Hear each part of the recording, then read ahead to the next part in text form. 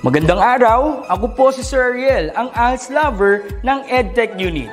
Narito po ako para sa isang napakagandang balita at upang magpaalala na ang kinabukasan ay mas gaganda at uunlad kung ang lahat ay patuloy na mag-aaral. Sa edukasyon sa ating bansa, tiyak na walang maiiwanan sa pag-abot ng mga pangarap. Kaya naman ang Department of Education ICT's Educational Technology Unit at Alternative Learning System Task Force ay nagtutulungan sa pagkakaroon ng ALS Tech Empowerment Program upang maihatid ang excellent quality education sa ating mga ALS learner and teachers. To easily deliver the lessons from the modules and other references, we will provide tablet PC as part of the DepEd computerization program to all ALS teachers and orientation on the use of these packages. To deepen the pedagogical use of information and communications and technology in delivering instructions, there are training workshops on the use and curation of open educational resources or OER, Google and Microsoft productivity tools, creation of video lessons using PowerPoint presentations and KineMaster, and on ebook or e-magazine development. To create an avenue for remedial lessons that is open to all learners, teachers, and parents, we will have the eTulay free online tutorial and mobile eTulay, where we will visit remote schools to feature the best practices of our ALS teachers and learners. Sa mga out-of-school youth and adult, laging tatandaan na may pag-asa upang makapagpatuloy sa pag-aaral. May ALS para sa inyo. Ang edukasyon ay para sa lahat. Para sa bata, para sa bayan, para sa guro. Sulong Edukalidad.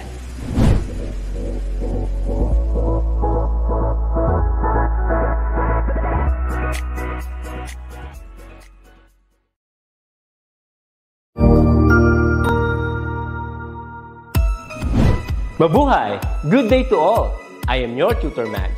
Welcome to eTulay, a free online tutorial, an initiative of the Department of Education, Information and Communications Technology Service, Educational Technology Unit, ICTS EdTech.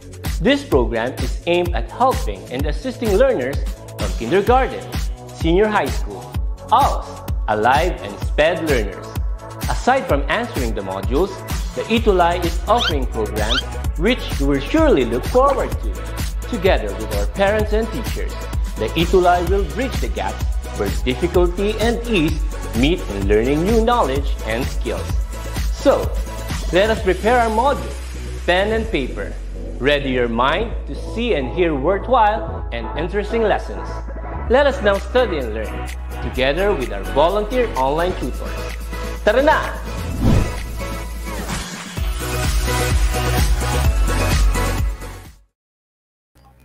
Hi! Magandang hapon po sa inyong lahat. Magandang hapon po sa mga nanonood po. Meron po tayong mga viewers na para po sa mga hindi pa na medyo nag-aayos po ng gadget, hintayin po namin kayo.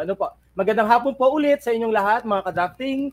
Ito na naman po muli ako para po sa ang inyo pong kutkuterong tutor mula po sa SDO Laguna, Pagsanahan Integrated National High School. Salamat po sa mga naka-tune in online sa ating pong DepEd Unit, DepEd EdTech Unit FB page, ating DepEd Unit FB group sa ating pong DepEd Unit, DepEd TV na YouTube channel at DepEd Philippines. Maraming pong salamat sa mga nakatutok. Maraming salamat po. Kumusta po ang inyong linggo simula po Lunes hanggang po ngayong araw ng Biyernes? Kumusta po kayo? Sana po ay naging productive ang ating pong linggo tsaka po yung mga gawain natin. At sana rin po, hindi po natin nakalimutan na mag-ingat tuwing tayo po ay lalabas. At siya nga po pala, binabati ko po ang lahat ng mga gurong kasama ko ng Happy Teacher's Day noong pong October 5. At mga kamag-anak nyo po, kakilala nyo, kaibigan nyo, ay mga kasama nyo ay sana binati nyo rin po at nagkaroon sila ng magandang pagdiriwang po, maayos na pagdiriwang ng Teacher's Day. Kumusta po? Para po sa mga nanonood, maraming salamat po. Magandang hapon po kay Violan Norillo. Maraming salamat po sa pagtutok. Siya yung ating unang-unang viewer po na tumutok po dito sa atin. Bukas po ay weekend. Sana po ay medyo maganda po ang ating gagawin bukas. At syempre, samahan din po natin ng konting pag-iingat. Mag-mask po, mag-face shield po, at sana po gumamit po tayo ng alcohol tuwing tayo ay lalabas. Every now and then. Ano po, maraming salamat po sa mga tumututok. Para ngayon po, ngayong week 4, para sa quarter 1 week 4 ng TLE E2LY Level Up Online Tutorial para sa technical drafting. Ang pag-uusapan po natin ngayong Biyernes ay ang tungkol sa protractor reading. Since last week po, pinag-usapan natin yan tungkol sa LAT. Ngayon naman po, protractor reading. Ito po ay magagamit natin sa mga susunod pa nating activity at sa lahat ng activities na pwede po natin gawin para sa ating technical drafting kapag po ay tayo ay manual. Ano po? Maraming salamat po sa SDO Gingoog City ng Misamis Oriental sa pagpapahiram po nila sa atin ng kanilang learning module para sa mga tutorial sessions po natin. Maraming salamat po, SDO Gingoog City. Para naman po sa ating tutor, ang aking mentor, congratulate ko po si Tutor Marco para po sa pagwawagi niya sa DepEd TV Awards ng 2021 ng Gabay Education. Isa po siyang awardee, Gabay Education Awardee, last October 2. Congratulations po, Sir Tutor Marco. Kasama rin po natin mga ka-drafting, si Tutor Marco at kada Biyernes tuwing alauna po hanggang 1:40 ng hapon. Maraming salamat po sa pag-guide sa akin, sir. Ngayon po, ano ba yung mga dapat nating matutunan ngayong araw, mga ka-drafting? Sa end po ng tutorial natin, lahat po ay expected na maintindihan po, understand the use of a north symbol in all maps, location maps, and other documents or mga publication materials na nilalagyan natin ng north symbol. And then, everybody is expected to identify the parts of a protractor.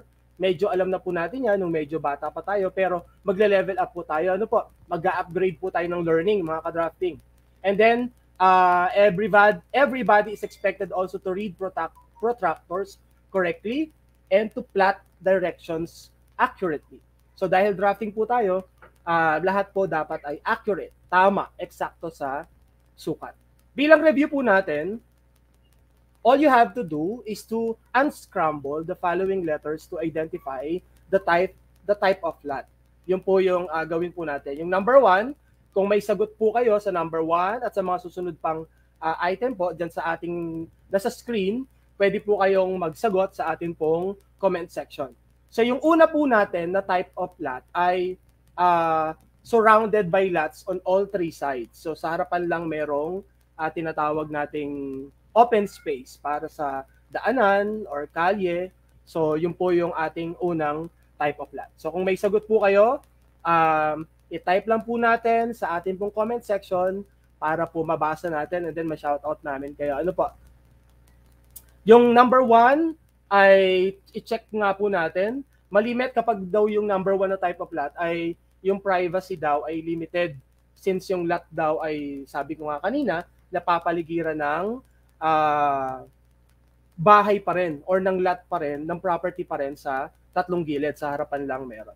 So yung una, sabi ni Randy Evangelista Negrillo ay interior.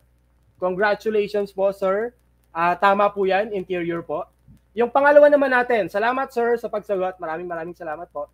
Yung pangalawa naman natin type of LAT ay LAT daw facing the rounded turnaround portion of a dead-end street. So ibig sabihin para siyang rotonda, pero yung paligid niya napapalibutan ng, kumbaga yung harapan ng mga bahay na naandun sa part na yon ay parang rotonda. So doon parang umiikot or dumadaan yung mga naandun sa isang subdivision o kaya isang lugar.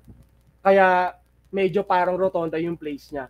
So itong type of LAT na to ay hindi katulad ng mga rectangular LATs kasi meron siyang small front yard which is offset by a larger backyard. So medyo malaki. Kasi kung mapapansin nga natin, kung may imagine natin, itong pangalawa natin ay medyo maliit yung gilid, yung harapan, tapos palaki sa likod. So yun yung ating pangalawang klase ng lat. So kung may sagot po kayo, i-type lang po natin sa ating comment section. So yung pangalawa natin ay cul-de-sac. Yan po yung type ng lat na pangalawa po natin. Ay, pangatlo natin ay corner.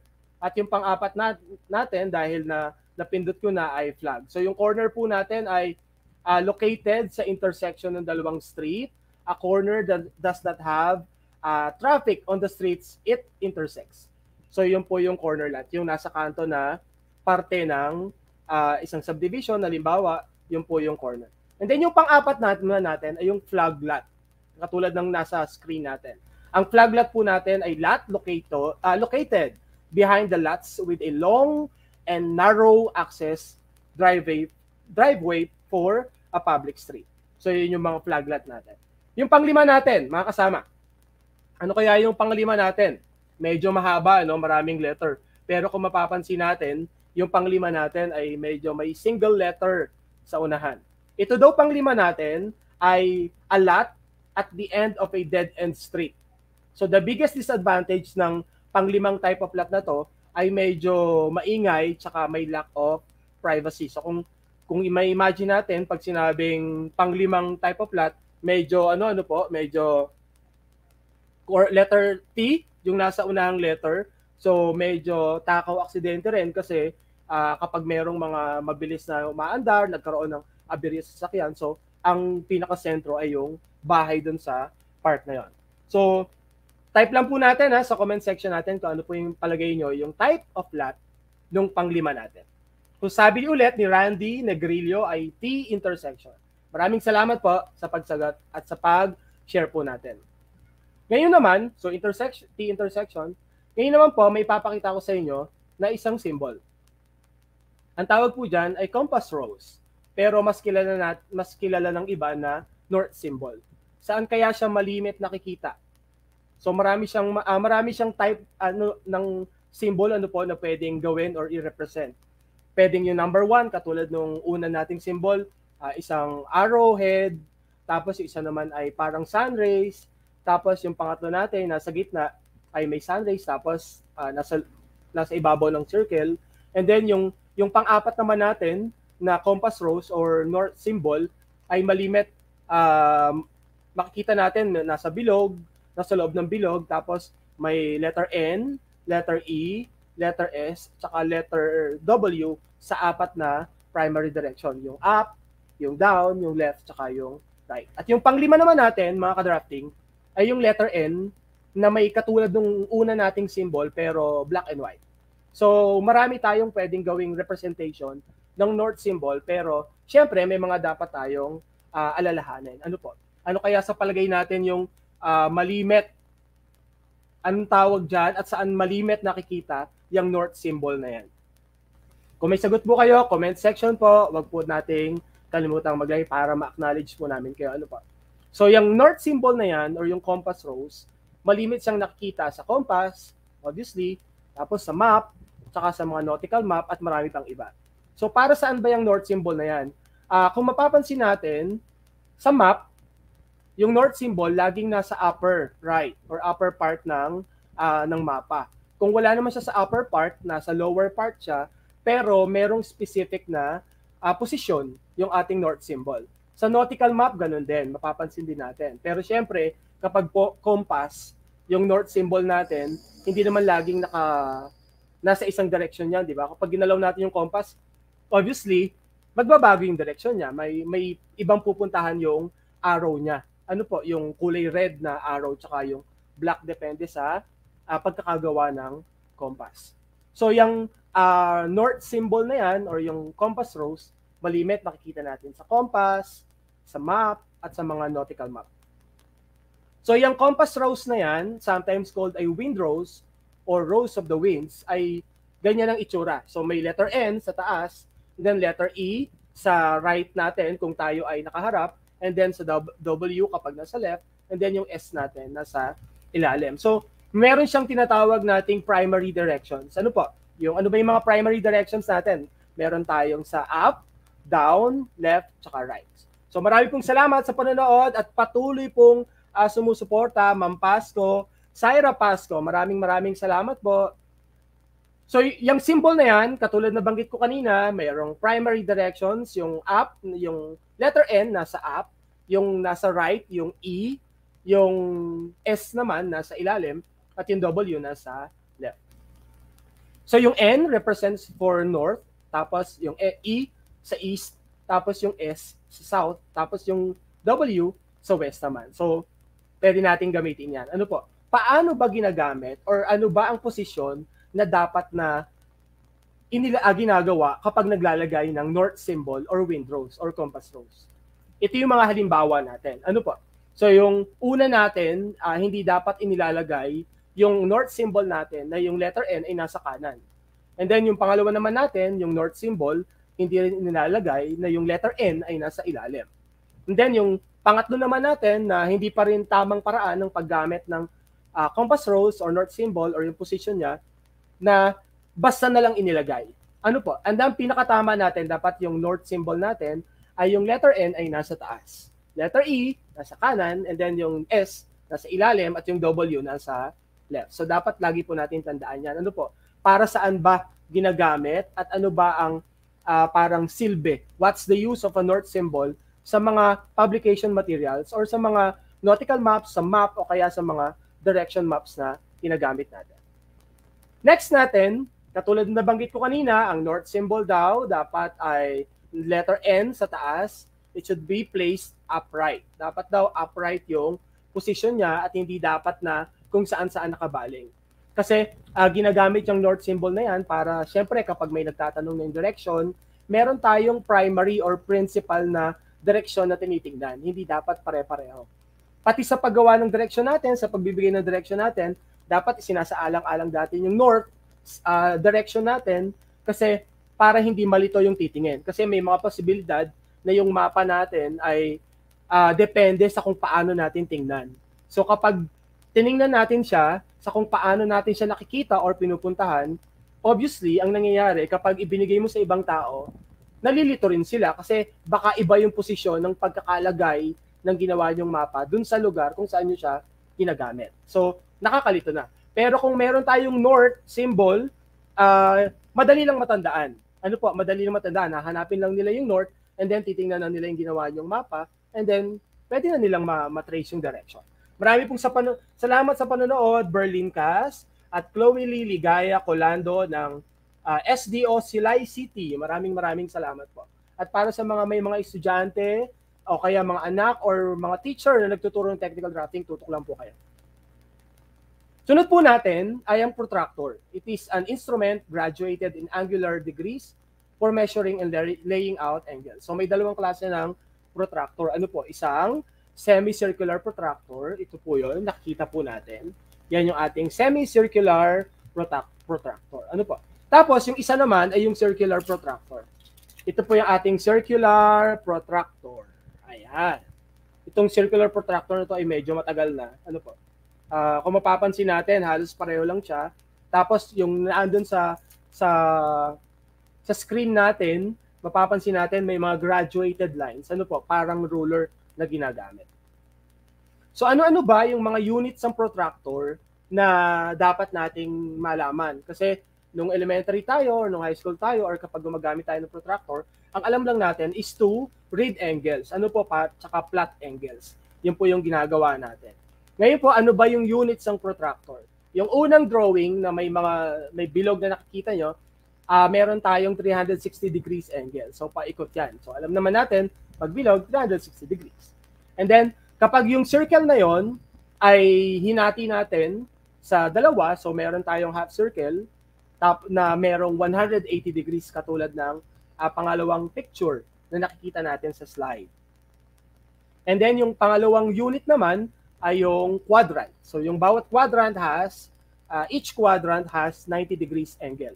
So 360 hinati sa dalawa, 180.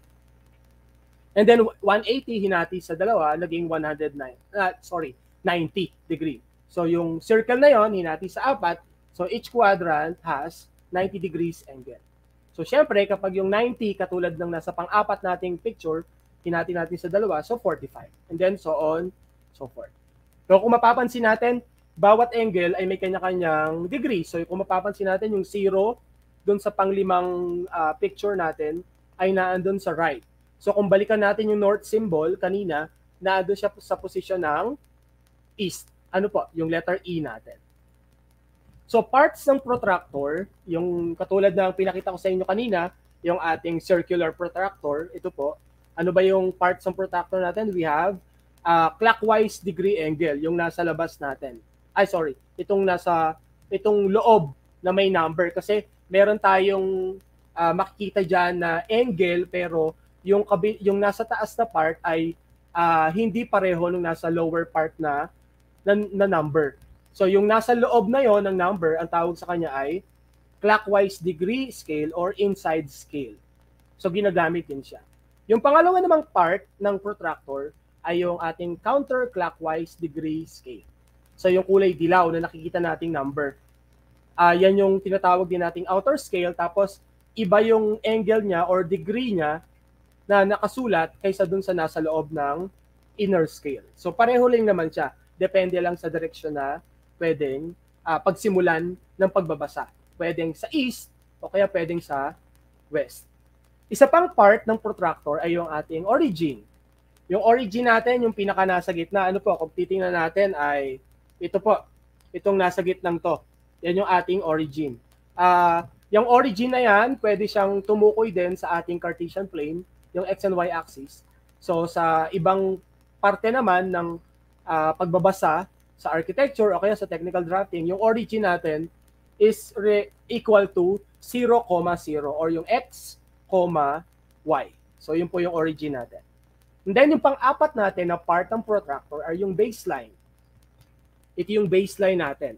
Ano po, sa ating circular protractor, yan yung baseline natin. Kapag naman ang pag-uusapan natin ay protractor na half circular or yung semicircle na tinatawag, meron din siyang part. Ipapakita rin natin yung part. Ayan po yung part. So yung kulay red, yun yung ating inside scale. Yung kulay yellow, yun yung ating outer scale or counterclockwise degree scale. At yung pang gitna naman natin, origin is equal to 0, 0 or x, y. And then yung baseline natin, yung pinakailalim. Ito po. Yung pinapatong natin sa straight edge para hindi gumalaw. Ano po? Tsaka para mas accurate yung dimension natin. So lagi natin tatandaan na kapag circular protractor po, dapat daw ay i-monitor natin yung gitna, yung zero center or yung origin. And then dapat yung ilalim natin ay straight. And then always mark off the desired angle dun sa edge ng protractor po. Dito daw sa pinakagilid. Huwag pong maglalagay ng or magmamark ng angle na malayo dun sa edge kasi possible na hindi siya pantay. So, ang circular protractor is equal to 360 degrees at ang half naman ay 180 katulad na nakikita natin sa screen. And then, yung half circle na yan or yung semicircular protractor natin represents also the 4 primary directions. Yung north sa taas, then yung east, and then yung south, and then yung west naman natin. So, it represents also the north symbol or yung compass rose na diniscuss natin kanina. Maraming salamat po sa panonood sa atin pong live ngayon para sa Technical Drafting Grade 9. And then, ipaplat natin yung angle. Mag-practice nga po tayo mag-plot ng angle para magamit natin sa mga susunod po. So, yung angle na yan, kung mapapansin po natin, meron tayong number 1. Tapos, yung half circular protractor natin ay inilagay natin sa gitna ng Cartesian plane or ng north symbol. So, yung north symbol na yon, merong north, east, south, west, and then itinapat natin yung origin ng semicircular protractor sa origin or center ng north symbol. So, i-plot natin yung number 1. Yung number 1 natin ay north, 25 degrees west. Paano natin siya ipa-plot or ilalagay? So, yung 45 degrees, alam natin. Kaya lang, this time, nagkaroon tayo ng direction, ng primary direction. Yung north, saka yung east. So, anong gagawin natin? Kapag daw magpa-plot po tayo ng ganyang klase ng direction, we call it bearing sometime para sa mga paggawa ng itsura ng lupa natin or yung shape ng lupa. Ang gagawin natin, iaayos muna natin yung protractor natin para ilagay natin yung 0 degree dun sa first primary direction. Ano ba yung primary direction natin? Yung north. So, ibig sabihin, ilalagay natin yung 0 degree ng protractor dun sa north na part ng ating north symbol or ng compass rose. Okay po? So, ilalagay natin yun. So, kung mapansin natin, ginalaw na natin yung protractor, inilagay natin yung 0 dun sa primary direction na north direction. Pagkatapos, bilang tayo ng 45 from north papunta sa west. Okay po? So, unahin natin bilangin yung angle from north papunta sa west. Kasi yun yung direction natin. Saan ang punta? From north to west. Tapos, gawa tayo ng angle na 45 degrees. So, meron akong example dyan, nilagay yung ating dotted line na arrow. Tapos, saka tayo magpa-plot ng 45 degree na angle from the origin na nagsimula from north to west. Gets po? So, let's try again. Isa pa. Mag-try po tayo ng isa pa. Number 2, north 60 degrees east. Paano naman natin siya ipa-plot? Okay, dyan sa ating compass rose or sa compass rose or sa Cartesian plane. Anong gagawin natin? I-consider natin yung direction. Saan po ba yung direction? North ang simula papunta ng east. Anong angle po? 60 degrees. So, gawin natin, iayos po muna natin yung protractor. Saan natin ilalagay yung 0? Ilagay natin yung 0 from north. Pero dahil sa east ang gagamitin natin, ibabaliktad natin yung, i-reverse natin yung protractor, yung ginamit natin kanina. Ayan. So, inilagay natin yung protractor sa north, east, south na direction. Tapos, inilagay natin yung 0 degree doon sa north kasi doon tayo umpisang magsisimula. So, i-plot natin. Punta tayo ng north, tapos maglagay tayo ng arrow. So, ilagay natin yung arrow na yon and then mag-plot tayo ng 60 degrees. So, from the origin, bilang tayo, tapos doon daw tayo sa edge ng protractor magpa-plot. Okay? Marami pong salamat sa mga nanonood at sana po sa mga kumukuha ng Technical Drafting 9, i-share nyo po itong ating video tapos marami pa po tayong matututunan sa mga susunod pang live po natin. Tutorial session. Kung hindi pa rin po na-gets, meron po tayong pangatlong example. Ayan. Ang pangatlo nating example, north, 72 degrees west. Katulad nung kanina. Saan po ang direction? North, papunta ng west. So, ibig sabihin, we start from north, going to west. Ilang degrees po? 72 degrees ang igagawin natin. So, bilang tayo, baguhin po ulit natin yung ating protractor. Ilagay natin sa north, west, south direction ng ating compass rose. Ayan. And then, yung north natin, yung 0 degree natin, nasa north direction. And then, bilang po tayo ng 72 degree. So, lagay tayo ng arrow, nakatapat sa 72 degree sa compass.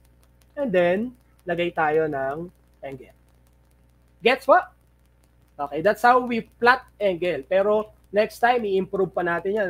Nag-upgrade po tayo ng learning, mga ka-drafting, pagdating sa paggamit ng protractor. So ngayon naman, ang gagawin po natin ay i-identify natin yung angle na naka-plot, yung directed angle na naka-plot dun sa ating screen. So marami pong salamat sa mga nanonood. Ayan po, i-self-check po natin, i-identify natin yung directed angle po natin dun sa screen. And then ilalagay natin yung sagot. Para po sa mga nanonood, lagay po natin yung sagot natin sa ating comment section. Ano po? So katulad ng nabanggit natin kanina, isusulat nyo po sa comment section yung directed angle. So let's start from the primary direction, yung north, east, south, west, and then as yung angle sa gitna, and then yung pupuntahang direction sa susunod. Okay? Marami pong salamat sa panonood. Ma'am Vida, meron po tayong SPTVE at TechBook po sa grade 8. Meron tayo, ma'am. Marami po tayong May mga videos po tayo para sa mga subject na yan sa specialization ng TLE 7 tsaka po ng TLE 8. Okay, para po sa mga nanonood, mag-browse lang po kayo sa DepEd EdTech Unit na FB group po tsaka po sa DepEd Philippines YouTube channel po. So para po sa nanonood, ano po kaya yung first natin, directed angle po natin? Sisimulan ko na ha. Ay, sorry. Sabi ni Ma'am Maria Jean Valerie Mendoza, ang directed angle daw ay north 70 degrees east. So, anong ginawa niya? Naandun po yung protractor sa north, east, west na side ng compass rose. And then, pagkatapos po ay sinundan niya yung arrow and then the arrowhead, tapos yung ating angle. So, thank you, ma'am. Congratulations po. Tama po si ma'am. North, 70 degrees east. Okay po. Thank you, ma'am. At dahil dyan, makakakuha ka po ng good vibes ngayong weekend. Number 2. Number 2 po natin. Para po sa mga nanonood. Number 2 po, anong gagawin natin? Katulad ng ginawa ni Ma'am Maria Jean Mendoza. Ilagay po natin yung directed angle dun sa ating comment section para makapag-collaborate po tayo. Okay po? So, nasaan daw po yung ating protractor? Nasa north, east, west na side ng ating compass rose. So, ano kaya sa palagay natin? Ano kaya yung directed angle ng ating pinapakitang slide ngayon sa screen? Sagot lang po tayo, mga kasama.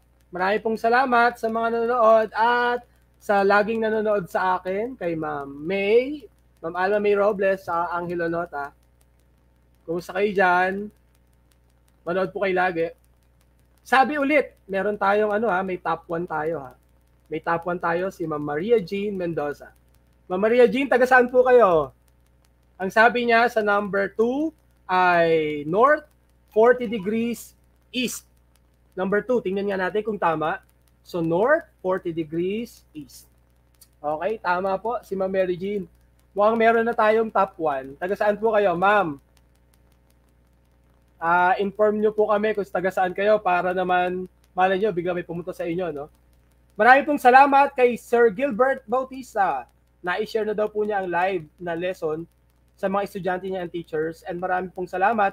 At sir, wala pong problema. Maraming salamat din po sa paghihintay. Maraming salamat po. Thank you po, Ma'am Rim Montisur. Para sa number 2, ang sagot niya ay north 40 degrees east. Thank you, Ma'am Rim Montisur. Number 3. Okay. Aba, ngayon naman, yung number 3, parang lumampas dun sa pangalawang primary direction, ano? So, ang nakita natin ngayon, na arrow ay lumampas dun sa primary direction na east. So, obviously, kapag ganon, lumampas na siya ng 90 degrees angle. Ano kaya yung directed angle ng ating nasa screen ngayon? Anyone po? Sumagot na po si Ma'am Maria Jean Mendoza. Galing daw po siya ng SDO Batangas. At mabait po siya kasi may po. From SDO Batangas po, Ma'am Maria Jean Mendoza. Kumusta ka na, ma'am? Ma'am po ba kayo? Kumusta na po? Maraming salamat, ma'am, sa panonood. At dahil dyan, bibiyayaan ka pa ng mas maraming good vibes. Number 3, anyone? Number 3 po. Sino kaya yung medyo makaka-identify ng number 3 natin? So, kung makikita natin, nagsimula sa south yung arrow natin. So, ang first direction natin is south. Naku po, mukhang may top 1 na talaga. Ma'am Mary Jean Mendoza, ang sabi niya ay south, 110 degrees east. So, tama ba? Okay. So, paano yung binasa? Ang binasa ni Ma'am Mary Jean ay yung ating outer scale. Yung outer scale ang binasa ni Ma'am Mary Jean Mendoza. Kaya 110 east. Bakit daw po south, 110 degrees east? Sabi din ni Ma'am Elsie de la Torre, kasi nagsimula yung direction from south and then papunta ng east. Lagi po natin tatandaan na south 110 degrees east. Maraming pong salamat, Ma'am Mary Jean Mendoza, Ma'am LC De La Torre, sa inyong tamang sagot. Pang-apat, everyone, pang-apat po, identify po natin. At ngayon naman, yung pang-apat, nasa kabilang part naman ng compass rose. Nasa south, west, north part ng compass rose. Kung sa mathematics, ang alam ko diyan nasa second and third quadrant. Ano po? Ayan po yung pagkakaalam ko. Although magkapatid ang technical drafting at ang geometry. Yes po, number 4. Ano kaya yung directed angle po na yan natin? Medyo kakaiba ngayon, ano? Hindi siya simpleng paglalagay lang ng angle gamit ang protractor katulad ng nakasanayan natin dati. Ngayon, kino-collaborate natin, isinasama natin yung protractor dun sa compass rose at meron pa tayong Cartesian plane, yung x and y axis na binabasa. So maraming salamat po sa panonood. Aliomar Mercado is watching. Is watching daw po siya.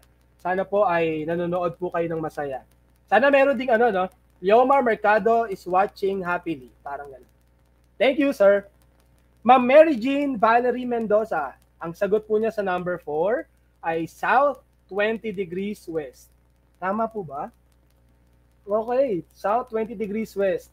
Feeling ko si Ma'am Mendoza ay active. Yun lang po. Active po si Ma'am Mendoza. At pang number 5. Number 5. Saan kaya yan? Oops. Ngayon naman, parang hindi lumampas. Hindi lumampas sa isang quadrant yung ating number 5. So, identify the directed angle, everyone. Lagay po natin sa ating comment section ang ating pong number 5. Activity number 5. Yomar Mercado daw is watching happy. Is happy watching. Sana po ay happy po kayo, sir. I hope happy po talaga kayo. Sorry po. Number 5, comment section. Lagay po natin sa comment section. At kung hindi po kayo makapanood ngayon, pwede nyo naman pong balikan itong ating susunod na activity para po sa mga future pa na pag-online po ninyo.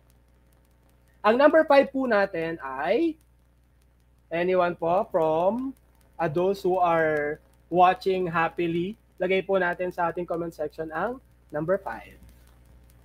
Number 5. Ang sagot po sa number 5 ay south 90 degrees west. Okay? Kasi nag-start yung direction from south, tapos pumunta, naglakad siya or nag-drive siya 90 degrees papunta ng west. So south 90 degrees west. Sana po ay may natutunan kayo. Ano po? Maraming salamat, Ma'am Mendoza ulit. South 90 degrees west. Ngayon po, lagi po natin tandaan sa paggamit ng protractor, be aware of the zero center. Yung pong ating gitna ng center. Ano po? Yung ating tinatawag nating origin or yung tinatawag nating 0, 0 na place o kaya naman yung x, y na center. Ano po? We call it the zero center para sa protractor. And then pangalawa nating dapat tandaan is to place the base of protractor against any straight edge material. So kung meron po tayong straight material, halimbawa itong compass po natin, ito pong ating protractor, meron po tayong straight edge. So ilagay po natin yung ating isa pang ruler and then ilagay natin sa straight edge para hindi po gumagalaw. Ano po? Minsan kasi kapag medyo wala tayong sinasangkalan, medyo medyo nagkakamali tayo ng kilos. Akala natin tama. Pero yung pala hindi tama kasi wala tayong sangkalan na maayos, na matibay. Oops! Hindi po yun hugot. Marami pong salamat, Sir Gilbert Bautista. South 90 degrees west. Marami pong salamat. At pangatlo po na dapat natin tandaan sa paggamit ng protractor is to start reading from 0 degree. Lagi po tayo magsisimula sa 0. Katulad ng nabanggit natin nung nakaraan, may mga gumagamit ng ruler na yung edge ng ruler, akala nila yun na yung 0. Pero yun pala, yung 0 ay may konti pang pag-itan, tapos naandun pa yung 0. Okay? Dapat po ay tingnan nating mabuti. Makiramdam po tayo mabuti ha. Baka naman po kasi hindi naman yun pa yung tama. Baka naman tinetest lang tayo kung nasa na yung part na yun. Yan po yung mga dapat nating tandaan para po sa paggamit ng protractor. So aware ng zero center, and then gumamit po ng base straight edge sa paggamit ng protractor, and then start reading from zero. Huwag pong mag-jump sa kung saan-saan. Lagi tayo magsimula sa umpisa. Okay? Marami pong salamat. At lagi po nating tatandaan, do things today that will make your future self thankful and proud of you. Huwag po tayong gumawa ng mga bagay na pagsisisihan natin sa mga susunod na araw. Muli po, ako po si Tutor Romel, ang inyong kutkuterong tutor mula sa bayan ng mga Lakan at magagandang Binibini, Pagsanhan, na nagsasabing sipagan natin para sa ating pangarap. Kung medyo nahihirapan ka, tutulungan kita. Ikaw at ako, teamwork tayo para always panalo. Magkita-kita po tayong muli sa susunod na kaalaman or susunod na Biyernes 1 to 1:40 ng hapon para sa panibagong kaalaman sa Grade 10 TLE 10 Extended Technical Drafting. Mapapanood po sa DepEd EdTech Unit FB Group, DepEd EdTech Unit FB page at DepEd Philippines YouTube channel at DepEd TV. Para po sa inyong feedback, magsagot lang po sa ating form, itulay feedback form, o kaya naman po ay gamit ang inyong telepono, i-scan po natin ang ating QR code at mahalaga po ang feedback nyo para sa amin para po mas ma-improve pa po namin yung mga ginagawa po namin at mag-benefit po tayo. Para po sa inyong comments and suggestions, email us at edtech@deped.gov.ph.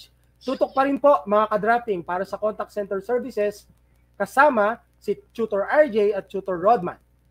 Marami pong salamat.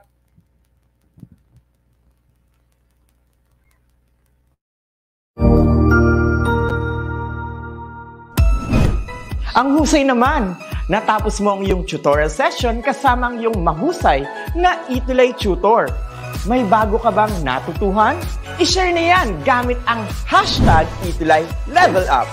Huwag aalis ha, dahil may susunod pang programa na pwede mo ring panoorin at salihan dahil naghihintay na ang iyong mga tutors. Happy learning dito sa Itulay!